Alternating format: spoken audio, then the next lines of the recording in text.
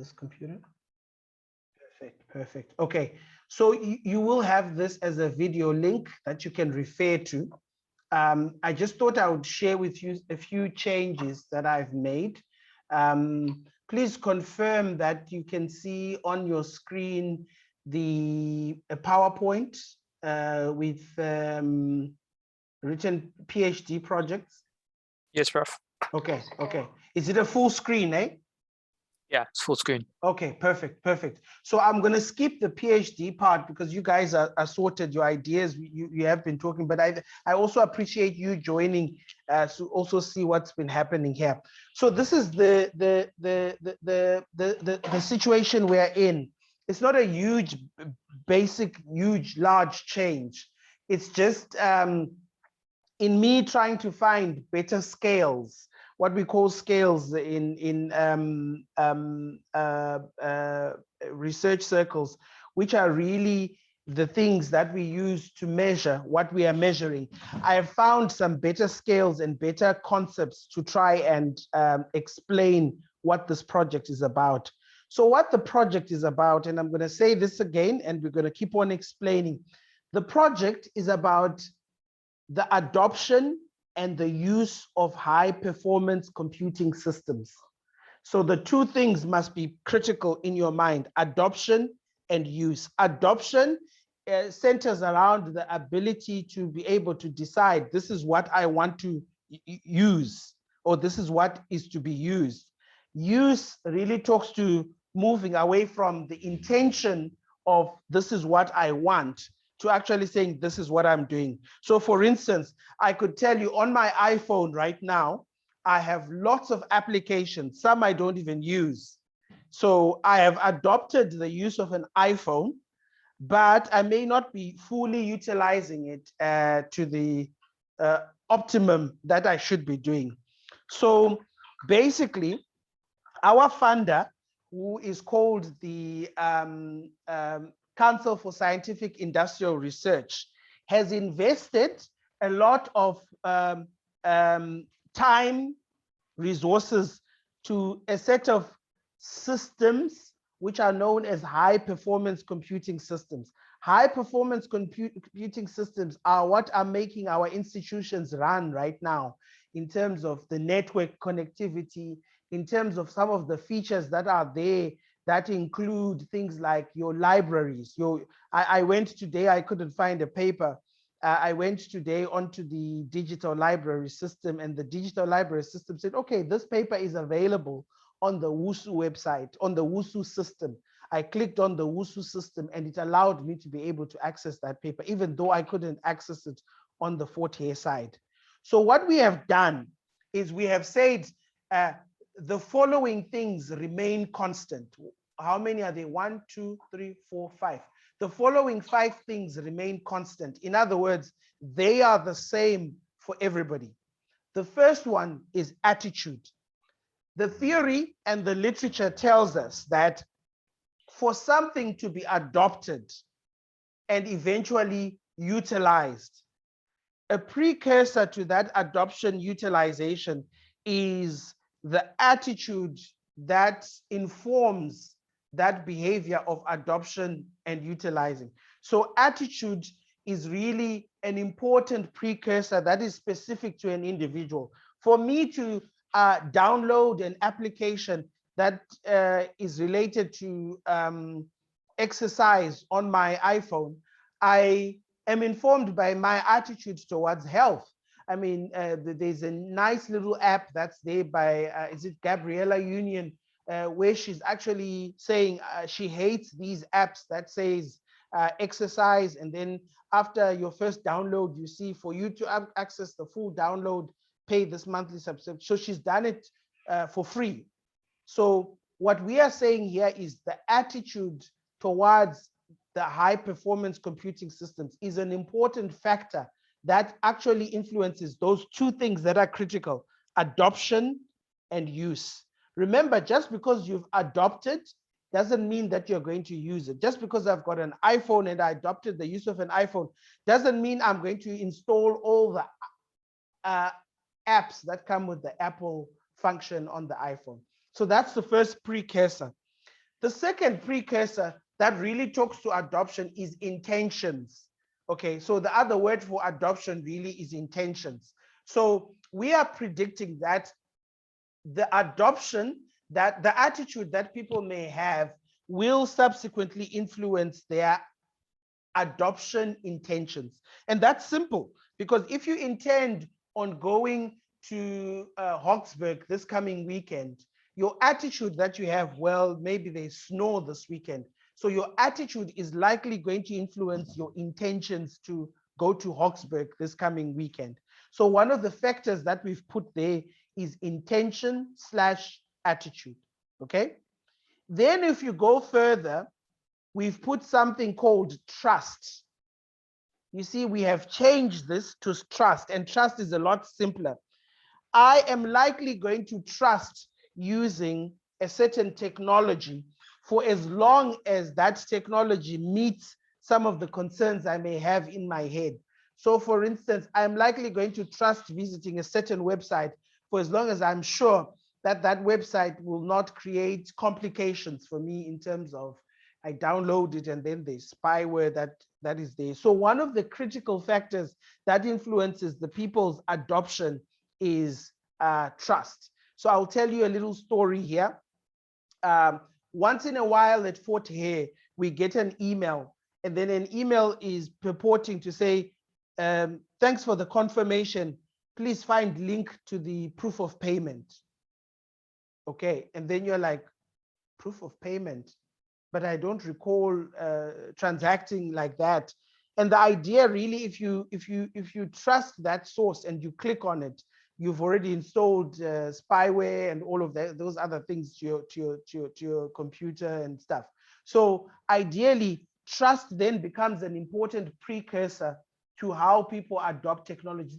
Don't think about this too hard, okay? Think about it. Remove high performance computing systems. Think about that app that you want to download on your phone. If you start seeing something suspicious that you don't understand, you're more likely not to adopt or to download that particular software because of those concerns that you have. And that's how simple really the framing of all of this should be. It's not meant to be so complicated that we then say, well, I don't understand. Really, just think about it this way. Our ability to utilize something is also based on trust, and trust influences intentions. Remember, the other word for intentions here is adoption. And then finally, just because we adopt doesn't mean that we will use. The other thing which then must measure after the intentions are the actual adoption.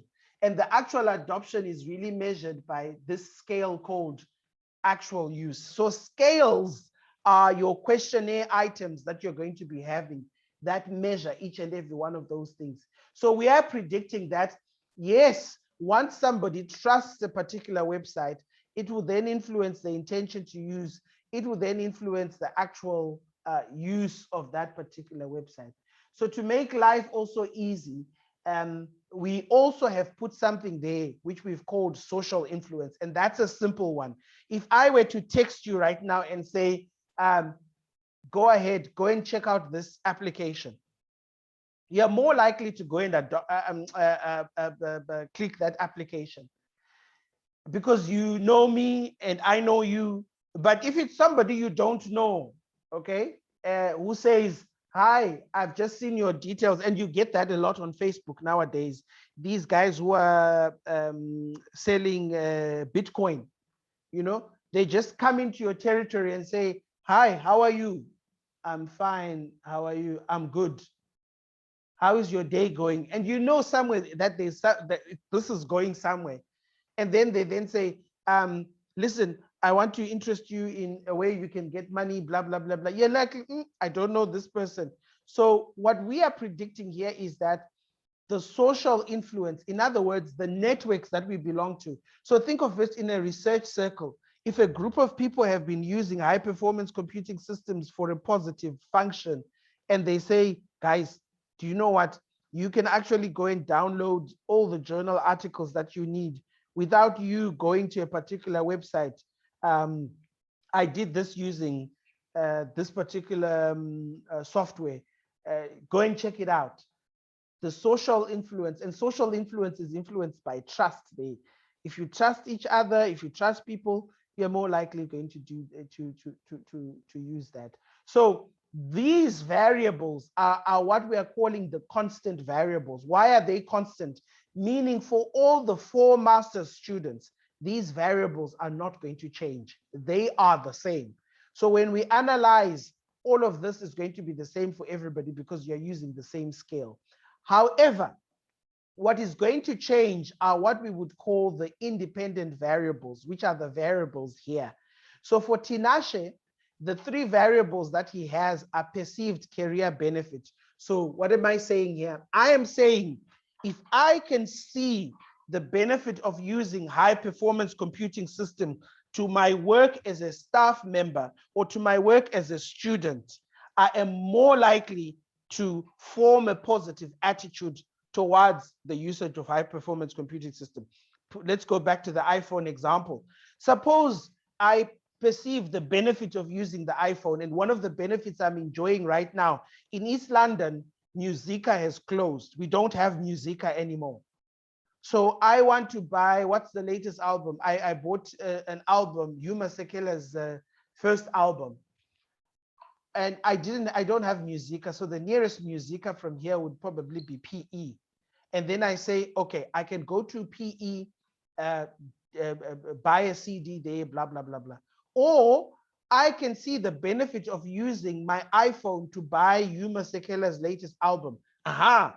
So I'm going to use my iPhone and then I buy. So the perceived benefit of using the iPhone to purchase music is likely going to affect the attitude that I have towards that. And that's simple because my inclination to positive attitudes is influenced by what I can benefit. I mean, put simply, none of you would ever do anything unless there is a benefit. And Tinashe, I hope you're getting the gist here, because if there is a benefit to something, it influences attitudes. However, if there is a risk to something, it's also going to influence attitudes. The difference though, if there is a benefit, it's likely going to influence positively. If there's a risk, it's likely going to influence negatively. So if I say to you guys, in the next 30 minutes, I'll be sending a link on your iPhone or on your phone or on the WhatsApp group. And if you click on that link on the WhatsApp group, it's going to wipe all your contacts on your device. So there's a risk there. So what's the prediction of the hypothesis?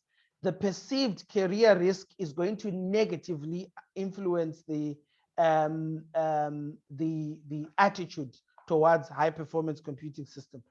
Effort is also another one. If I say to you, I'm going to send you a link on your iPhone, on your phone, and the link is going to require you for 30 minutes to be working on it before it allows you to enjoy the full features of the what you are doing. Then you're like 30 minutes before I enjoy the full features. So there's an effort. And we are predicting the more the effort, the negative the attitude. And those are the 3 hypotheses. The other ones make sense. Attitudes will influence adoption. Yes. Trust. If you trust the system, you will influence adoption.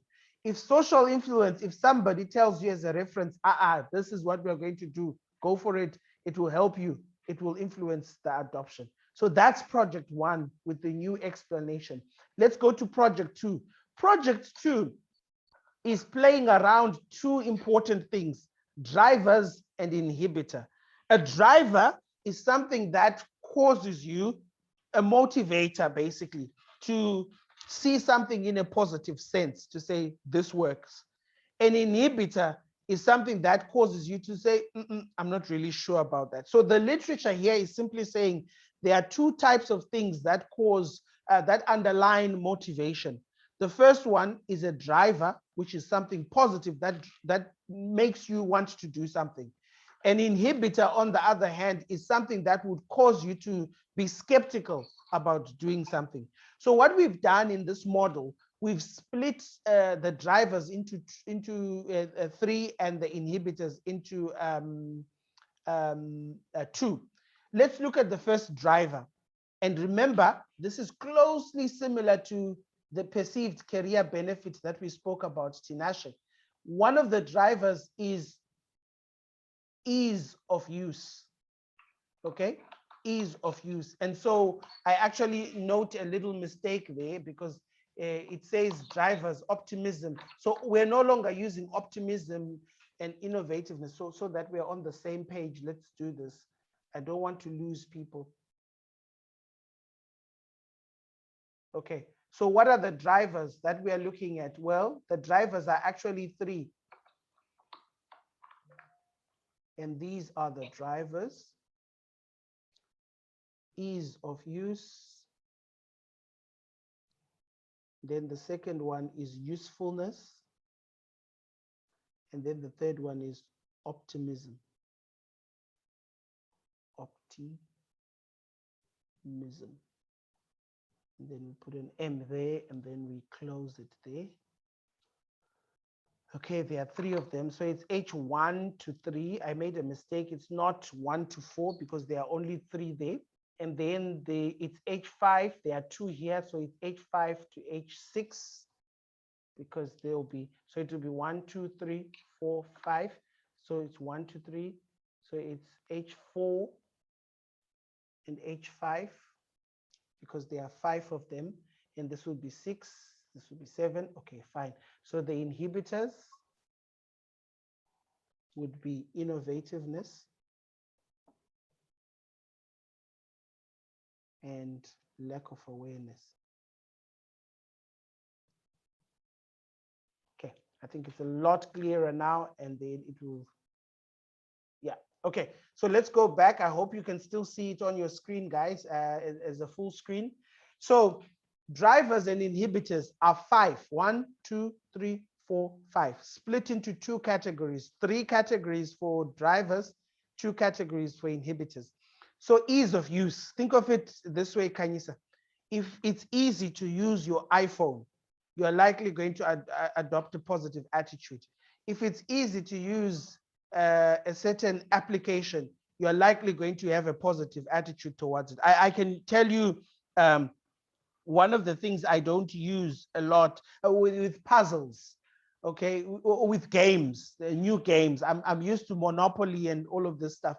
But if it's a new game and I'm like, oh gosh, it's going to be a mission to learn this game, I'm likely going to take a very negative attitude. So what are we saying here? As a staff member, as a student who is working in a university setting in an HDI context, I am faced with a predicament, which is this scale called ease of use. If I perceive high performance computing systems as being easy to use, I am more likely to develop a positive attitude to that. So hypothesis 1, ease of use positively influences attitudes. And that's similar to Tinashe's idea of perceived career benefit. Hypothesis number 2, usefulness. Please note there is a distinction between usefulness and ease of use. And here's the distinction put simply. Ease of use talks about you using a particular technology, the functionality of it. Usefulness, however, is similar to Tinashe's idea of the benefit. Only difference is that Tinashe is looking at the benefit from a career point of view. You are looking at usefulness from what are you going to get from using the technology. My kids love playing Candy Crush. And one of the things I talk to them after an hour of playing Candy Crush, I say to them, so how are you feeling? He says, I'm feeling so happy because I managed to clear this stage which I've been struggling on. So that is an example of usefulness. I love playing Candy Crush because of how it makes me feel. It is useful to me as a person. I hope we're together on that distinction. And the literature is all there that provides the distinction between the two. And we are predicting usefulness as a driver positively influences the attitude towards high performance computing system. And then there's another one, optimism. Optimism Optimism talks to the issues related to your outlook in a positive sense of using the technology. If I were to tell you that using a particular technology is going to make you a better student ahead of the other members of the class, you would say, I'm confident, I want to use that. So optimism talks to your future understanding or benefit. And again, you cannot attempt to try and understand this model without you not digging and understanding how the literature defines ease of use, how the literature defines usefulness, and how the literature defines optimism. So a more optimistic person who is using high performance computing systems will say, yes, I am happy of using high performance computing systems. Why? Because high performance computing systems are the in thing nowadays, and it's going to make me top of the class. So the more optimistic you are, the more positive attitude that you're going to have. So all of these then become drivers. And the other word for drivers are motivators. Think of any technology. You are likely going to develop a positive attitude towards the technology if it's easy to use, if it's useful to you, and you're optimistic about that usage of that technology. Inhibitors, on the other hand, are those concerns that you may have around something that you're using. So an inhibitor is anything that may stop you from enjoying a certain technology to the fullest. So in this case, the first inhibitor is innovativeness. Like, you don't want, I don't know if you go to the modern generation and you say, the first phone that I knew was this Nokia, the brick one, which had a snake game. I don't know if you remember that phone, the brick one. If you compare that phone and what you currently have, that phone surely lacked some innovativeness. It was just dry, dull, just nje. So what we are predicting is that if the person perceives no form of innovativeness in using HPC, it's going to be negative. Why? Because inhibitors by nature are mostly negative. And think of the phone example, the brick phone and the modern phone. So inhibitors would be negative. The second one, a lack of awareness. If you don't know anything about HPC, you're likely not going to develop a positive attitude. I don't know much about Bitcoin. So my attitude towards Bitcoin is influenced. Hold on. My attitude towards Bitcoin is influenced by the amount of information I have. Lack of awareness is likely going to lead to a negative attitude. So what you are doing, you are just going into the literature to go and look for literature related to these things. And the literature is there. Science Direct, type ease of use and adoption. The literature will come out in different contexts. And the rest, I've explained it when I started off with Tinashe. And then Karen, what we've done with your study is a little bit simpler, because remember, I've just changed it slightly. So you're not going to change a lot of stuff, but we've now put risky cybersecurity behaviors. So what are the risky cybersecurity behaviors? Leaving your password, not changing your password regularly. And I'll tell you, this has been happening a lot with our students. So what happens is that the students who own the passwords, who have got passwords for, so just imagine it's a group of you. Floyd has not changed his Blackboard password, and Forte says, Floyd, your password is your name, your student number, and the password is 12345. So what the administrators do is they make 12345 the password for all the students. And I happen to know Floyd's password. And I know Floyd hasn't changed his password. And then Prof. Silias has put out a test online. And what do? I want to see the questions of the test, because if I started on my application, I would be able to see what it would disadvantage me. So what do? I enter Floyd's details. I enter the password given to everybody, 1, 2, 3, whatever it is. And then I see the test. Then I start Floyd's test. I say, oh, question 1 is this, question 2 is this, question 3 is this. I see all the questions, and then I log out. And then on Floyd's system, it says, Floyd, you've already started and finished the test. And then what happens next?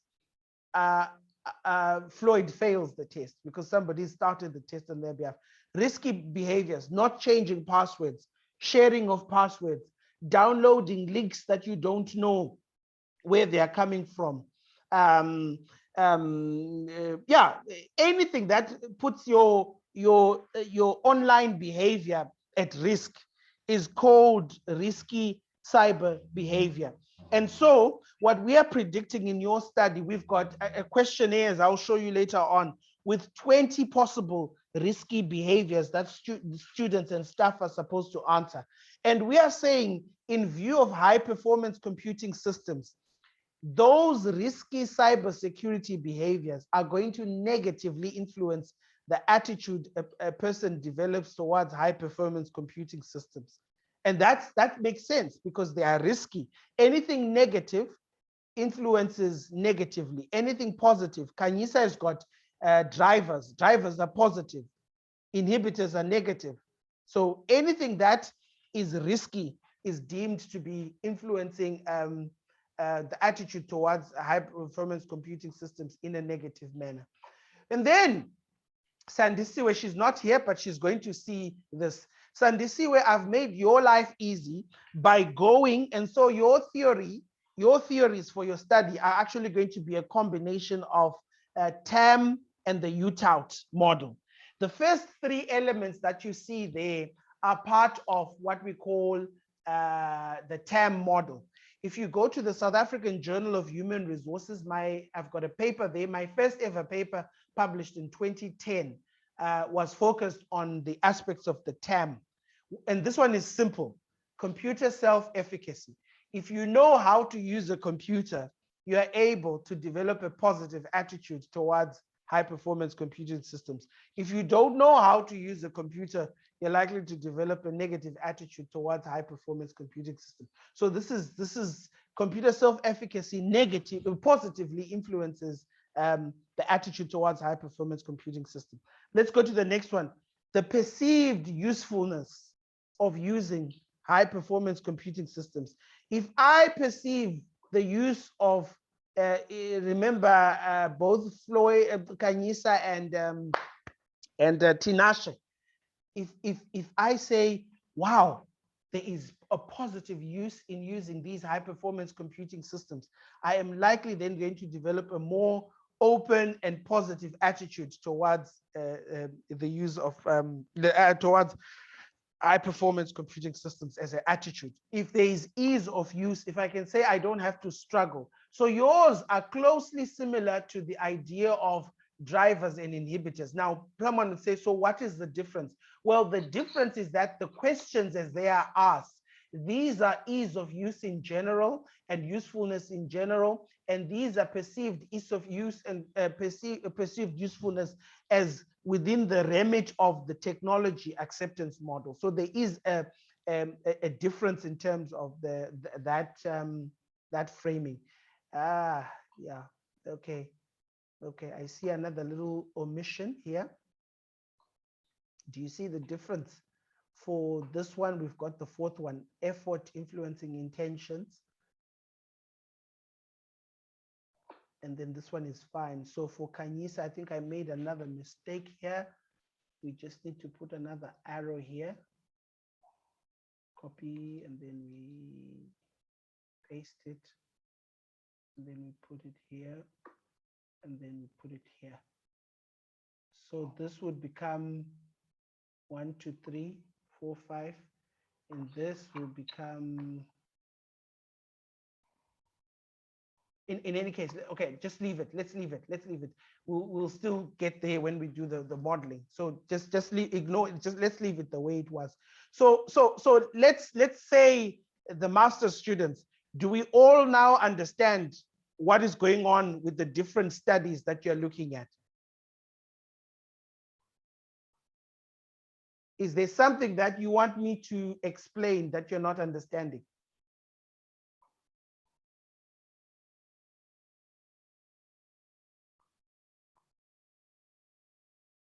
Hi guys, this is your chance. Let's talk. Do we all understand before I then take you to the scales that we've got? I think it's just for everyone to understand the differences between, like like you said, the usefulness and the perceived ease of use. Yeah. I think that's the biggest thing, is Okay. to differentiate between that. Okay. I think that's all that they're really going to do. Okay. So what is the difference between usefulness and ease of use? Okay. Ease of use talks about how you do it. Usefulness talks about what you benefit from it. So the ease of use, using a microphone, the ease of use, it talks about the actual functionality of pressing. How do I actually program it to get it to warm my food? Whereas the usefulness is that, well, if I didn't have a microphone, microwave, how else would I warm my food? Okay. And again, guys, the literature is there to explain it. Can I just get a show? Is there anybody who's not understanding right now? And let's, because we need to move, and also so that everybody's on the same page before I start to explain the scales.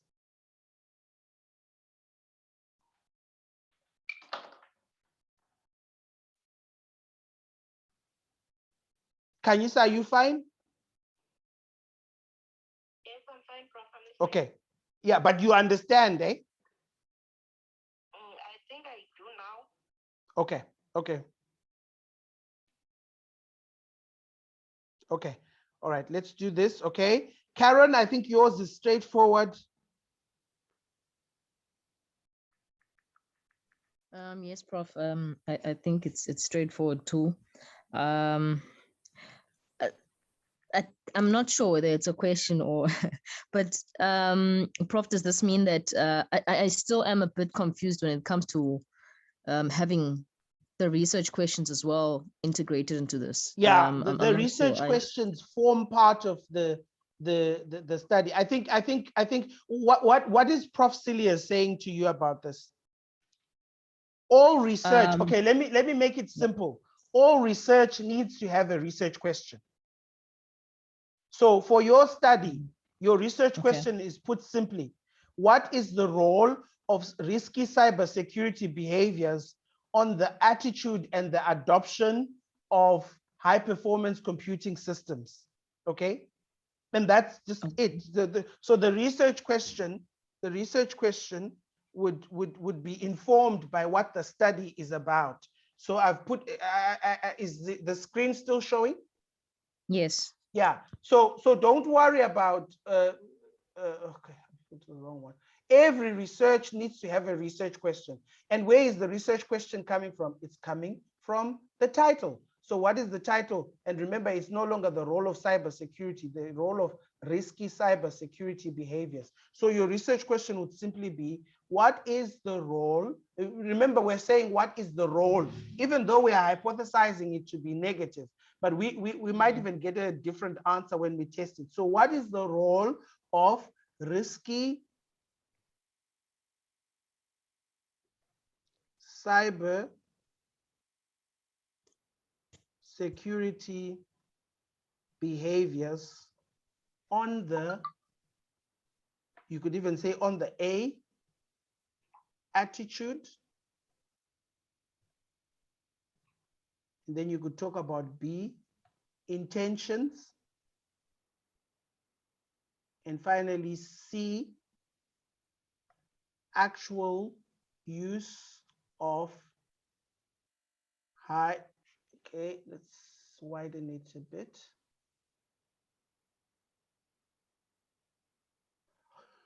Of high performance on the attitude intentions, and actual use of HPC, high performance computing systems. So all research needs to have a research question, and this is the research question because it's the main central thing that is characterizing the study. Okay, Prof. With the main question, right? Since the other research normally have like the sub questions underneath that. In the case whereby, so I'd need to form the sub questions as well, speaking to these hypotheses. You could. Let's do it. I want to format this in a different way so that it looks a little bit different. Okay. Now you could if you want to have sub questions, but I would actually say just have a research question, one research question. Don't have sub questions. What you can have is a main objective. Okay, to understand the role of risky cybersecurity behaviors on the attitude, intentions, and actual use of HPS systems.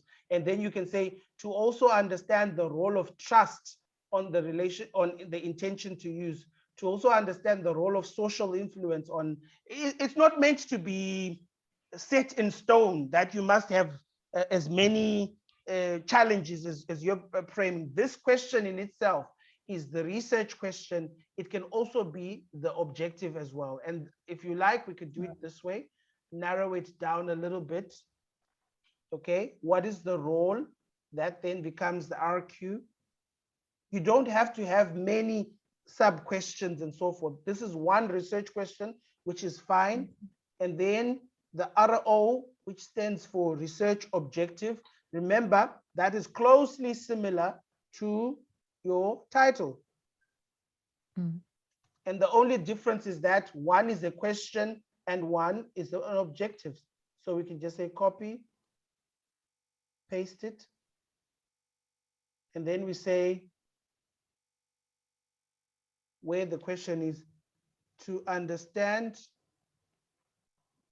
the role of risky cybersecurity behaviors on the attitude, intentions. And then you have your research question and your research objectives like that. All right, Prof. No, I think I'm but sorted. All research should have a research question. All research should have a research objectives. And I always say, let the title guide you. So just remember here, your title is the role of risky cybersecurity behaviors. And I hope you understand the behaviors part. So basically, I'll show you in your instrument.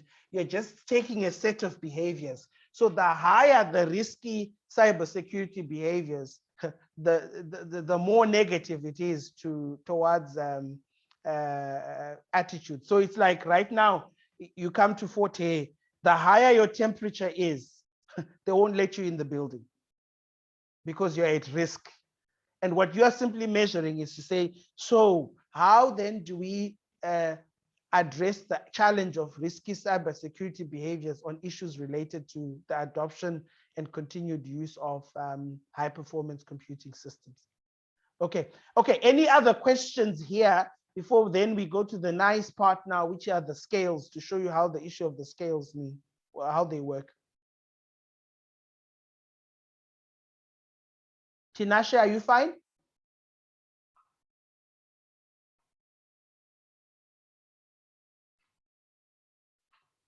Tinashe.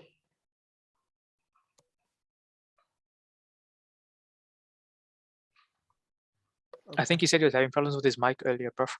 Okay, he can type. Can you just type to just say he's fine so that we move on? And I know everybody's fine. Can you say you said you're fine? Okay, perfect. Okay, all right. So now, here is now the other part now, which I want you to see, which are now the scales. So what I've done is, let's stop share and then share again. Let me open the scales, the Word document. Okay, so I've sent you Nandi's document. And in Nandi's document, in the methodology section, there is a section called instrument. So for each and every scale that is in your study, which we call the instrument, for each and every scale that is in your study, we have something that's fascinating. And what is it? Well, we've got a scale. A scale simply means a set of items that are proven scientifically to be an accurate measure of the thing that you're measuring. So Tinashe, you're measuring benefit, career risk, and effort. So what we've done, we've gone and found from research. You can see this is why I've put the sources here. And so what you need to do for your study, please remember this. Do not copy everybody's scales. Just copy the scales that are related to your study. And how you do it, you just take each scale, perceived career benefit, and you take one item from that scale and you put it in the table and you put the source there. Perceived career risk, you take one item, put the source there. Perceived effort, you take one item and put there. And the next thing that you then look for are the other items in that scale in your study. So what are the other items? Attitude, intentions, social influence, and trust.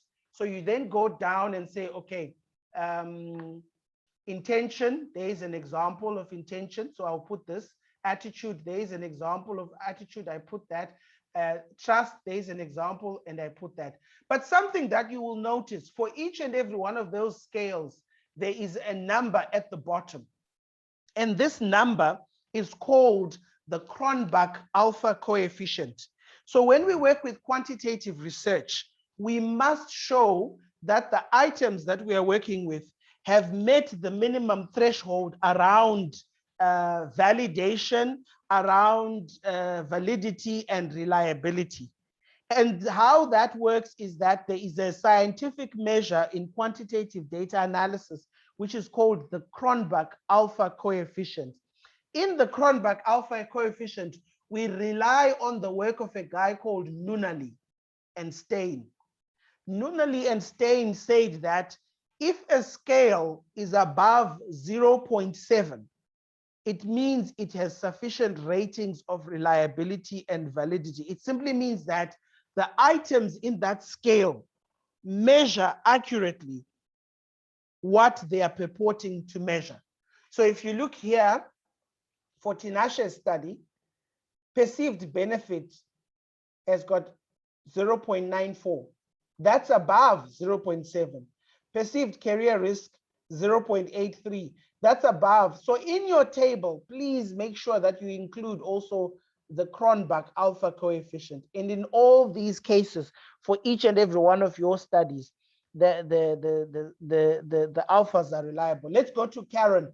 Karen, yours is risky cybersecurity behavior. So in your table, you will have one example of that scale. I've put all of them, but I've just put all of them so that you know what they are measuring. So you put one item and you say, this is an example item like what we've done here. And then you go to the next one, which will be attitude. I've already done intention, which is this one, and you put it there and the reference is there. Attitude, you put it in as well, and the example and the reference is there. Trust is there. Actual social influence is there, actual use is there. So you only put the items that are in your model. And then you say, okay, so where do I find the sources? So for instance, social influence, if you notice at the bottom, I've put all the items for social influence. And in addition to this, I've given you a table where I've said to you guys, all the items in the table, all the items in the table, all the references in the table are found in each and every one of those documents that I have outlined. Where are those documents? So I can show you the documents. So you then go here. Oh, sorry, I have to look for the correct. So if you've downloaded that file, and then let's share it. So if you've downloaded that file, and then we share it on the screen, there we go. You can now see the, so if you want social influence, it's just a matter of going inside this document written social influence. At the end of those, you'll find all those references that are there. I've just made it a lot easier. Instead of me typing them, all the references are in those documents as per the name that you're working. you're working with. Okay. Any questions on the scales? I think that's straightforward. That answers the question, how am I measuring what I am doing? Any questions on the scale?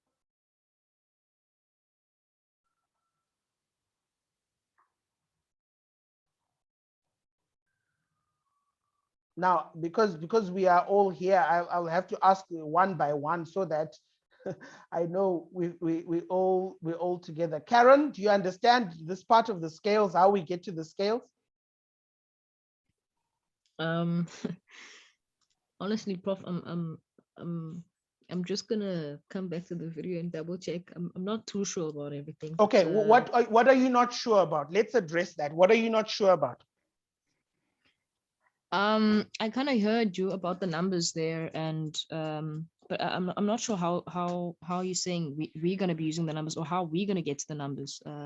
You're not okay. So this is how it's going to work. Do you see the word document on the screen? Yes. Okay. In your question, in your proposal, there's a compulsory section. There are two compulsory sections that you must do. The first one is called instrument. The second one is called reliability and validity. And again, I've sent you Nandi's work, and I've also sent you Miriam's work. Okay, so let's address the issues. Okay, so this is how you're going to be writing. You then write the proposed, remember it's still a proposal. So the proposed study will utilize scales. Scales are items that you are measuring, okay, that have been adapted from previous research. Okay, full stop. Then you say table 1 shows the scales to be used in the study, in the proposed study. Full stop. And then you then put table 1 there. And then what you then do with table 1 is then you say there should be 3 items, okay? And I'm going to show you why we need 3 items. And then you put a title there, table 1, scales to be used in the study. Okay? And then you put a column, and then you say column. And then the first thing is scale, and then Cronbach coefficient. The Cronbach alpha coefficient.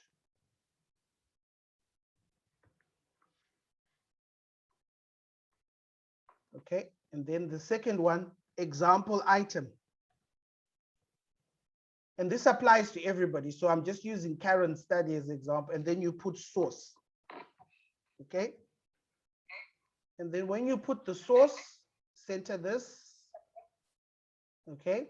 So what's the first variable that you're going to work with? Risky cyber security concerns. Okay. What's the second variable you're going to work with? Attitude towards, basically the model tells you the variables that you're working with. Attitudes towards HPC. What's the next one after attitudes? Intentions towards HPC.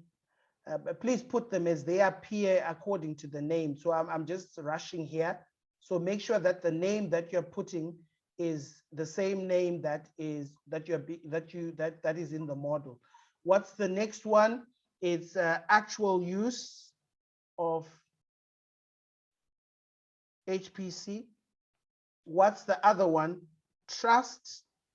What's the other one? Social influence. So you only put for the variables that you're working with. Are we together, Karen? Yes, Prof. Okay, that's fine. And then we'll come back to the coefficient one. And then you just have the opportunity. The reader would like to see one example item from each and every one of these scales. So you then say, okay, I've been given the full scale here. These are all the items. So you can pick any one. Remember, by the time this goes to ethical clearance, the full questionnaire will be available. So I then say, okay, I like this one here. And then I say copy,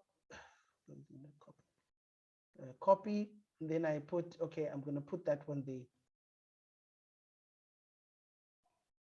Okay, please ignore the green. You can remove the green. Okay, that's the one.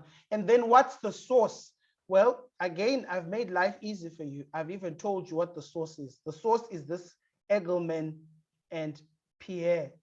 And there are two articles here. There's the 2015 A version and the 2015 B version. So I put both of them, and then I go back to the top and I say, okay, that is the source of this scale. And then reading, I've done all the work for you actually. Reading Egelman and Pierman, I've also found out the Cronbach coefficient, and the Cronbach coefficient for that is actually there, 0.80. I've put it for you there. So all you need to do is then put the 0.80 argument there, 0.80. So you are not calculating. The 0.80 is declared in this paper. You don't have to go and read the paper. It's actually there. And then what you then do after the table, you then write based on the table. Okay, those are the scales, okay? And then in the reliability section, again, I want you guys to go and read up the how do you improve reliability and validity in a questionnaire. Again, I think we shouldn't just be spoon feeding you to say I will do everything. You read any journal article, even these ones, you'll be able to find out. But just to explain the validity part, you then write table 1 reports on the reliability scores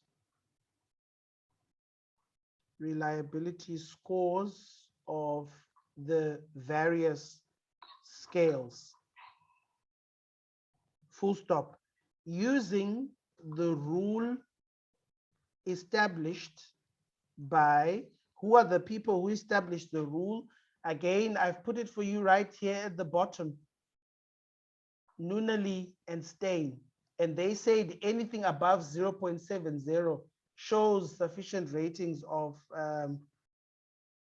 reliability.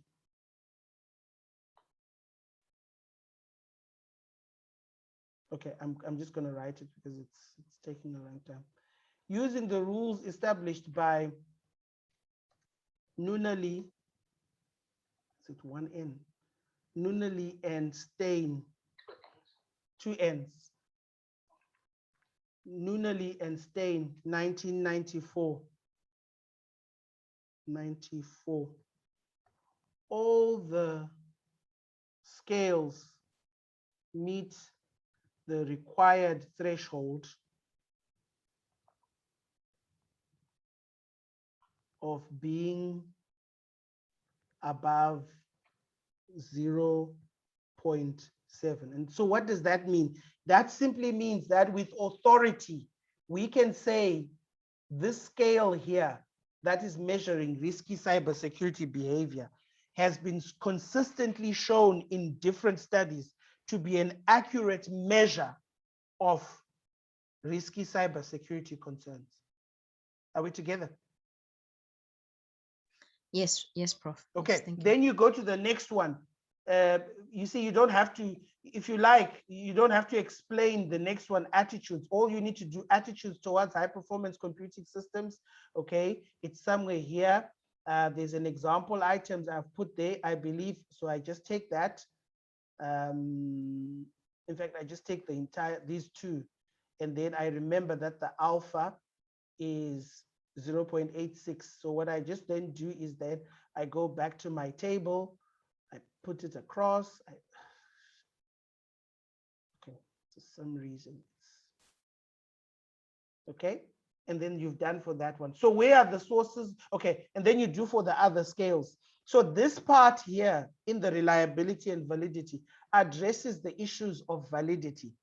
The next the that you must do, the researcher will also adhere to aspects of, this covers reliability, remember the Cronbach alpha, aspects of validity, okay?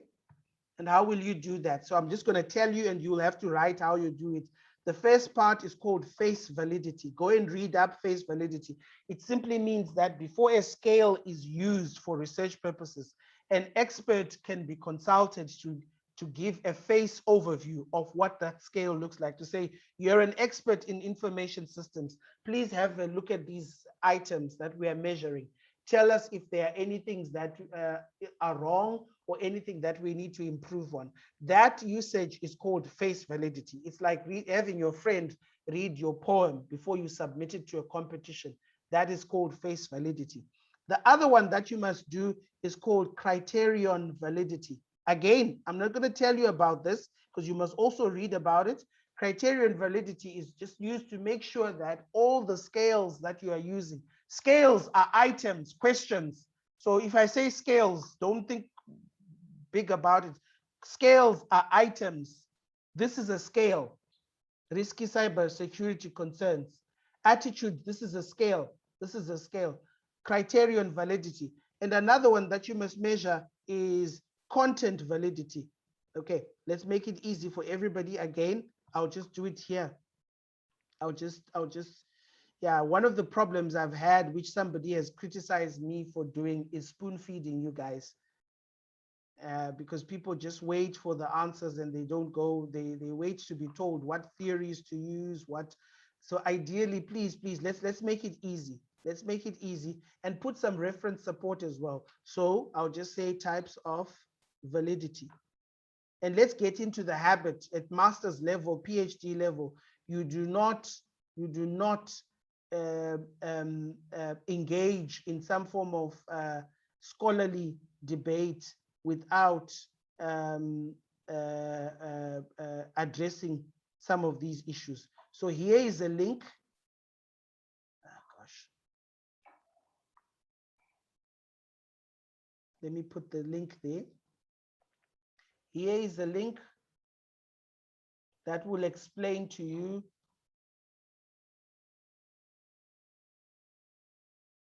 the different types of scales that are there.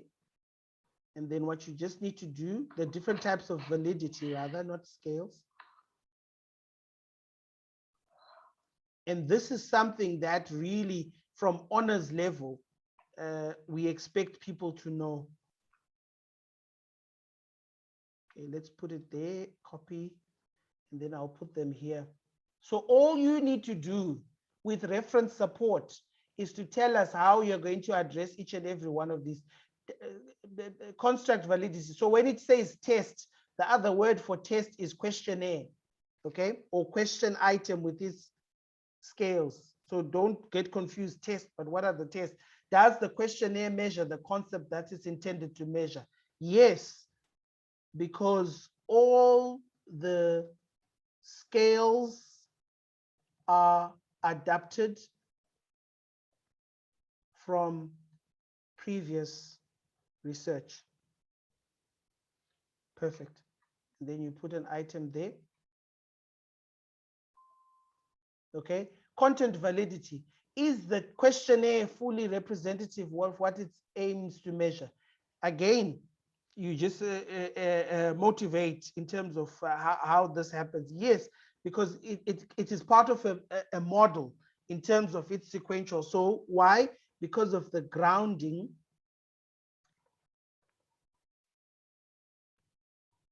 in relevant theory, and all of your studies are embedded either or both in the TAM and the UTOUT. These are the theories that we're looking at. Face validity. How are you going to ensure an expert within the fields of information systems and psychology will be consulted to give an appraisal of the items before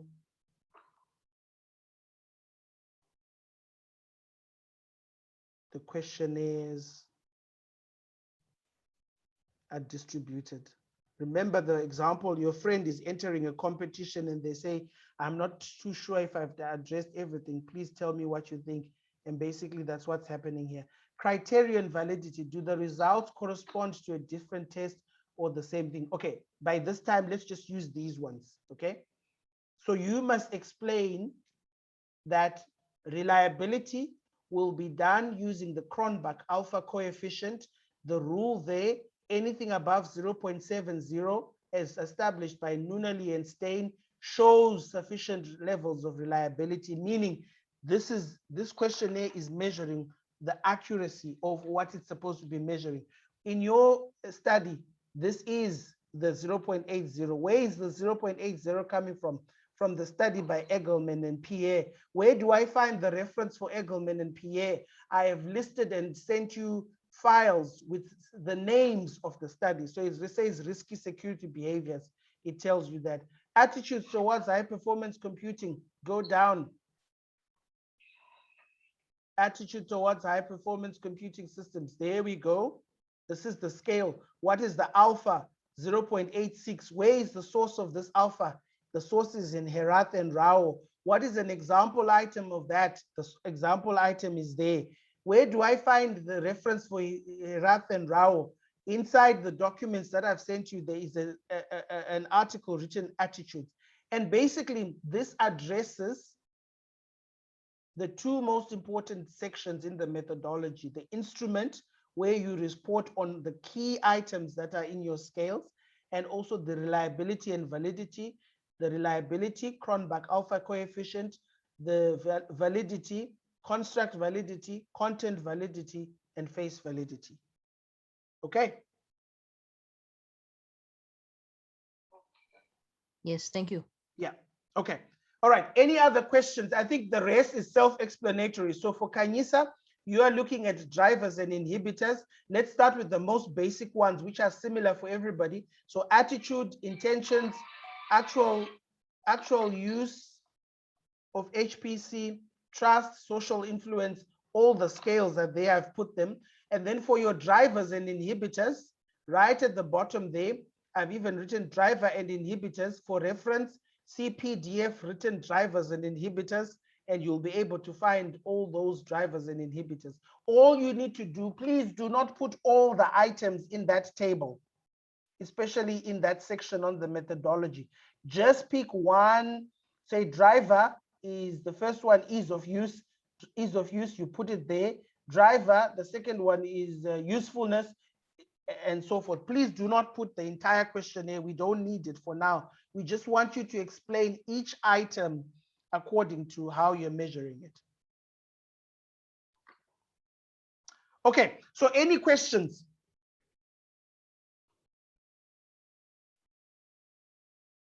I think, Prof, I think you just provided more clarity now by actually going through it and showing us what you mean. Yeah. I think that was the biggest benefit, is seeing that, how you actually do it and how we can apply it. Yeah. Yeah, and all of the stuff, guys, it's not difficult. All of the scales. So where do I get the references? Inside that document I sent you, I've even made it easy for you. I've actually said actual use. This is where the item and the reference is. Attitude, computer self-security, cybersecurity, risky concerns, drivers and inhibitors, all your drivers. Let's open these so that you have a look. Let me share that so that it's also clear. Okay, so the drivers and inhibitors part, is it this one? Is it one? Yeah, I think it's one. Okay, they are the drivers and inhibitors. Okay, this is the study where it's taken from. You don't even have to read the entire study. All you need to do, oh, these are the drivers: ease of use, usefulness, optimism, innovativeness, lack of awareness. Okay, so where are the items? In fact, at the end of the document, it even tells you these are the items, okay? Ease of use, all you need to do is just pick one item there. I find it easy. Oh, sorry, let's put it, okay. They are the drivers and inhibitors in that paper. Ease of use, They are the 1, 2, 3 items that are there. Pick one of those items and be careful. It says, I find it easy to learn to use digital payments. You're not using digital payments. I find it easy to learn to use HPC. Okay. And then you go to usefulness, pick one item. I believe HPC can be successfully completed. Using HPC would help me to manage my work better. I've even put all the items there. Optimism. So we've just changed the context to suit the HPC context. And basically that then helps you to pinpoint the methodology, the reliability section, the validity section. And I said to you, for the analysis section, I've sent you Nandi's proposal. We're going to use descriptive tests. We're going to use Pearson correlation, which simply means it's a test of the relationship between variable A and variable B. We're going to use regression, which measures the extent of the influence between the variables. Again, all of this, again, if you're stuck, have a look. It's there. Remember that 0.7 rule I'm talking about. In all of those papers, the 0.7 rule is explained. Okay, any other questions? I hope this is clear, and I really hope that we're no longer in a point where we still don't understand what we're doing. I think what we need, which was a strong requirement for this funding, is people with an understanding of these things that we're talking about. And I hope on a Friday at 6:30 in the evening, we all know what we now need to do. We are running out of time, and I don't want to lie to you. Well, the requirement I have set is that for people to start accessing the funds, and I've said this to you, we must have defended the proposal at the department. We must have defended the proposal at the faculty. And from there onwards, it's easy for me to then allow for people to be able to access funds, and then the rest of the stuff for next year. So you don't have to worry about next year, because the funding for next year, we already have it. But I'm not going to endorse continued funding if we are not making progress. And one of the things we must do, I'm hoping and pleading with you, do not leave this too late. Everything that we are doing, it has to be guided by literature. Do not write without referencing. It's now at a master's, at a PhD level. You must show that ability. And you don't want to go to the respective departmental colloquium and you are blasted there to say, no, this work is still substandard, go back. You're only delaying yourself. So I hope we can work. The colloquiums that are left, most departments have one colloquium per month. So business management is having a colloquium next week. I am going to request that you attend that one so that you can see for yourself. I'm going to make a request and then invite each and every one of you to be part of that. Unfortunately, it's going to be during the day. So if you can't make it during the day, please make time. Make time to say, I want to be part of that, to see how that's going to be done, so that you also see the standard. And it's not a personal thing to say, oh, they hate me. We will be frank there. There are things like missing references. In your work, you cite sources. In the reference list, you don't put the sources. There are things like APA referencing. You should know what APA referencing is by now. There are things like avoiding long sentences, being crisp and concise. A proposal should not be more than 30 pages, including the references. And those are things that you don't want to keep on going to the department and they say, nope, we're not ready for you to go ahead, come back and present again. So I'm going to ask, I think I'll find out all the details and make requests that you guys sit in as observers so that you see how a proposal defense goes, so that you are ready. And the concern is this for me. At the end of the year, I want to create a website with all the studies. Floyd study is there, Samuel study is there, and the master study is there. And users then have got access to those pages, and so that they can collect data depending on what they are doing. And we can't do that if people are going to lag behind. Do not leave this too late. So here is the new deadline to me, okay? We are in August. Can I at least plead with you to make sure that by which is 3 weeks away, because it's counting Sunday today, and this coming Sunday, the 8th, next Sunday, the 15th, the following Sunday, the 22nd.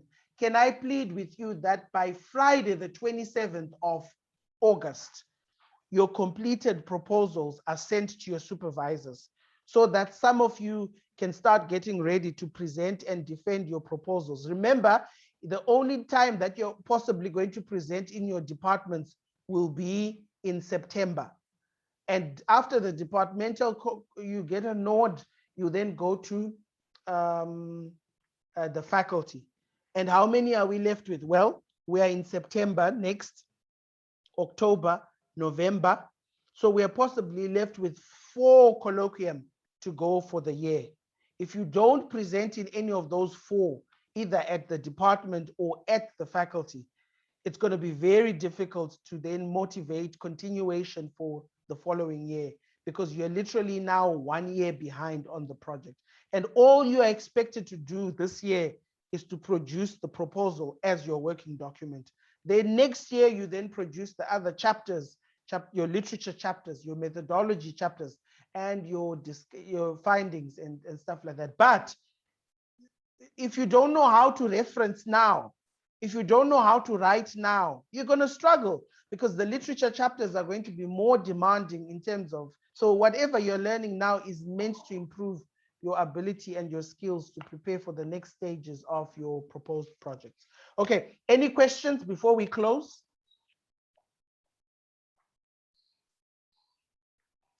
Floyd, I think you are being guided by Prof. Cilias on your project. And then Samuel, you know what you're supposed to do. We've spoken, but some of the rules some of the rules that we've covered today apply to you as well. So it's not a waste of time for you guys as the PhD students. Yes, Prof. Okay. Thank you very much, Prof. Awesome. So what I'll do is I will save this presentation, and then we will email it and put it on the link, and then I will send again the revised documents that I've been working on just now. And then please, let's work. It doesn't mean also if you are finished before the 27th, you're welcome to send your work. So don't wait until the 27th. Obviously, if you send it sooner, the better, because you get feedback. Okay. All right. Thanks a lot, guys. Take care. Thanks a lot, Prof. All right. Thanks for your time.